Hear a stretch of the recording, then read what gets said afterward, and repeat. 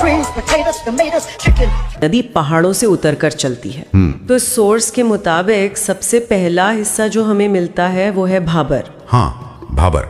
ये वो पहली पट्टी है जो शिवालिक की तलहटी यानी फुटहिल्स के ठीक दक्षिण में पड़ती है। ये 8 से 16 किलोमीटर चौड़ी एक पतली सी बेल्ट है। मैदान का दरवाजा कह सकते हैं। हाँ, आप इसे मैदान का दरवाजा समझ सकते हैं। जैसे ही नदियां पहाड़ों के तेज ढलान से उतरकर मैदानों में प्रवेश करती हैं, उनकी रफ्तार अचानक से बहुत कम हो जाती है। और यहीं पे कहानी का एक बहुत ही अजीब मोड़ आता है। क्या?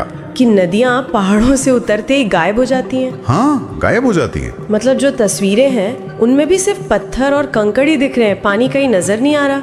एक मिनट, तो जो नदियां पहाड़ों पर साफ साफ दिख रही थीं, वो मैदानों में आते ही गायब हो गईं। ये बात तो सुनने में अजीब लगती है।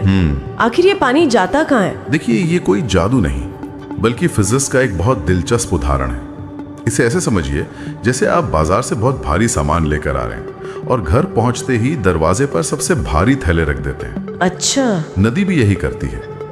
पहाड़ों से उतरते हुए इसकी रफ्तार इतनी ज्यादा होती है कि वो अपने साथ बड़े बड़े पत्थर और बोल्डर तक बहा कर ले आती है। लेकिन जैसे ही वो समतल जमीन पर पहुंचती है, उसकी ताकत। अच्छा, तो ये पूरा इलाका इन पत्थरों और कंकड़ों का एक ढेर है? बिल्कुल। और इन्हीं पत्थरों के जमाव की वजह से इस क्षेत्र में एक्सेसिव पोरोसिटी होती है, मतलब बहुत ज्यादा छिद्र होते हैं।